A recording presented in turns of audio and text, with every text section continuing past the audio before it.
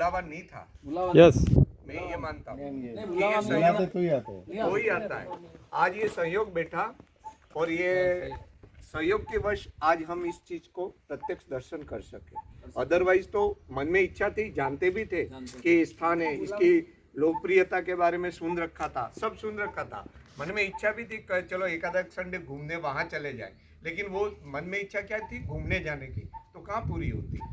आज वो निस्वार्थ भाव से यहाँ आए, तो वाकई बुलावा तो होता है, टाइम होता है हर चीज का, इच्छा के बिना कोई संभव है ही नहीं। तो ये आज बहुत अच्छा लगा ये यहाँ के।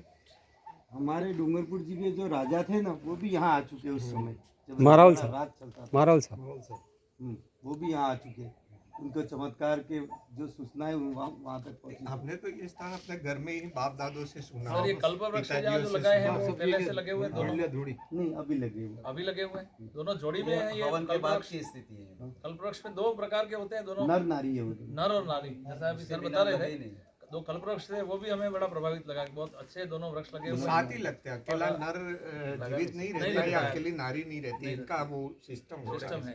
नर और नारी दोनों वो ही पौधा भी बराबर इस परिसर में, इस पवित्रता के साथ में कल्प वृक्ष का भी विशेष महत्व है। बांसवाड़ा में सबसे आज हमें वास्तव में रितेश जी आपसे बात करेंगे। हाँ, इस तीर्थ पे आपने दर्शन किए तो कैसा लगा, कैसा अनुभव किया, वो भी थोड़ा सा आप बताएंगे थोड़ा इसमें सा। आज इस पुरस्कृत शिक्षक फोरम की जो अपनी संगोष्ठी थी, इस संगोष्ठी में सरस्वती माता का निश्चित रूप से आशीर्वाद रहा कि आज हमें इस धूणी का आने का, इस भूमि पे, पवित्र भूमि पे आने का हमें शुभ अवसर मिला। साथ में इस बडलिया की, इस बडलिया धाम विकास समिति ने जो इस धाम को जो डेवलप किया है, और इसमें हमें आज इस संगोष्ठी के माध्यम से हमें यहाँ पर, और आज सरस्वती माता का जो मूर्ति का जो प्रतिष्ठा थी, इस प्रतिष्ठा के साथ साथ हमारे सभी साथियों को यहाँ पर आज इस पवित्र भूमि पर अपने को आके आने का और यहाँ जो लाभ मिला है, यहाँ पर जैसा कि अभी बताया सर ने कि यहाँ पर जो भी मनोकामना अपन मांगते हैं वो पूरी होती है। वर्षों से कई लोगों को उत्तर प्राप्ति हुई है, जो भी यहाँ पर मनोकामना मांगी है वो निश्चित रूप से पूरी होती है। मैं ईश्वर से प्रार्थना करता हूँ कि हमारे जो साथी आए हैं निश्चित रूप से सभी की भी मनोकामना पूरी हो, ऐसी मैं आज इस बडलिया धाम से आशा करता हूँ। हम यहाँ पे नमन करते हैं इस भूमि को, और हमारे सभी को इस पवित्र धाम पर आने का आज शुभ अवसर मिला।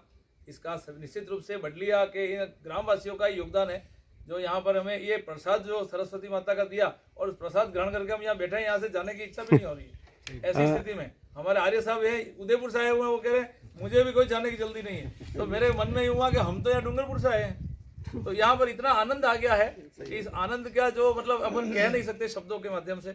इतनी पवित्र भूमि में हमें आने का अवसर मिला। बडलिया के सभी नागरिकों का हम निश्चित रूप से आभार व्यक्त करते हैं, धन्यवाद ज्ञापित करते हैं। पुरस्कृत शिक्षक फोरम की ओर से आज हमें बहुत शानदार लाभ मिला, धन्यवाद। हाँ, हमारे बीच में घनश्याम जी आर्य, आप सेवानिवृत्त जिला शिक्षा अधिकारी हैं।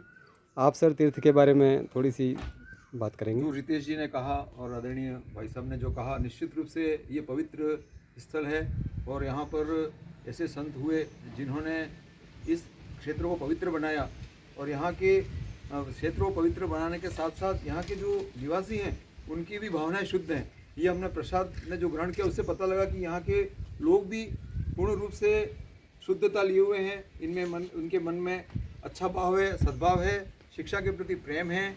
और एक जो ताजिंद भाई ने जो बात की थी मुझे बहुत अच्छी लगी। उन्होंने कहा था कि हमारे पास बहुत ज़मीन, हम ज़मीन दे सकते हैं, बाकी कुछ क्या दें हम। तो निश्चित रूप से ज़मीन देना सबसे बड़ा दान होता है, भूदान सबसे बड़ा दान है, जो विनोबा भावे ने चलाया था। तो निश्चित रूप से ये पवित्र क्षेत्र है, और मैं पुरस्कृत शिक्षक का सदस्य होने के नाते, और विशेष रूप से हमारे महामंत्री रितेश जी पंड्या, जिनके सानिध्य में हम सब लोग यहाँ एकत्रित हुए, और यहाँ सरस्वती की जो प्राण प्रतिष्ठा हुई, और वो अच्छे समय में हुई है, और एक अच्छा समय यहाँ पर जो भविष्य में होगा बच्चों के विकास के लिए यहाँ अच्छा कार्य होगा।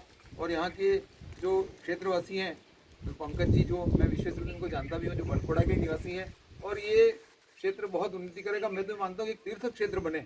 अभी डूंगरपुर के रहने वाले लोगों को भी पता नहीं है, तो ऐसा इसको आपकी समिति के माध्यम से एक प्रचार प्रसार हो कि लोग यहाँ पर आवें और दर्शनार्थ आवें, अपनी मनोकामनाएं पूरी हो। कई लोगों की मनोकामनाएं पूरी नहीं होती, उनको पता नहीं होता क्षेत्र के बारे में। कई लोग बेनेश्वर नहीं देखा है आज तक। लोग ऐसे प्रयास किए जाएँ कि दूर दूर से लोग आवें और इस क्षेत्र का विकास हो, और भोलेनाथ की कृपा है सब पे बनी रहे। और सभी साथियों का धन्यवाद, विशेष रूप से भाई दीपक जी का जो बहुत ज़्यादा प्रतिभा संपन्न व्यक्ति हैं। ये दोनों मेरे दाएं बाएं बैठे हुए प्रतिभा संपन्न व्यक्तित्व के साथ बैठने का अवसर मिला, और सभी साथियों का और आप बडलिया वासियों का जिन्होंने हमें इतना सम्मान देके जो सुशोभित किया है, सम्मान दिया है, हम उनके प्रति आभार व्यक्त करते हैं। और इस क्षेत्र का बहुत विकास हो, एक ही प्रार्थना है कि सब स्वस्थ रहें, सुखी रहें, संपन्न रहें, और स्वस्थता सबसे प्रमुख आवश्यकता है। जो हमारे जैसे अगले पिछले चुके हम 60 से पार कर चुके हैं, तो हम ये प्रार्थना करते हैं ईश्वर से कि सभी स्वस्थ रहें, मस्त रहें, प्रसन्न रहें, अस्त व्यस्त नहीं रहें। धन्यवाद। बहुत अच्छा सर, थैंक यू।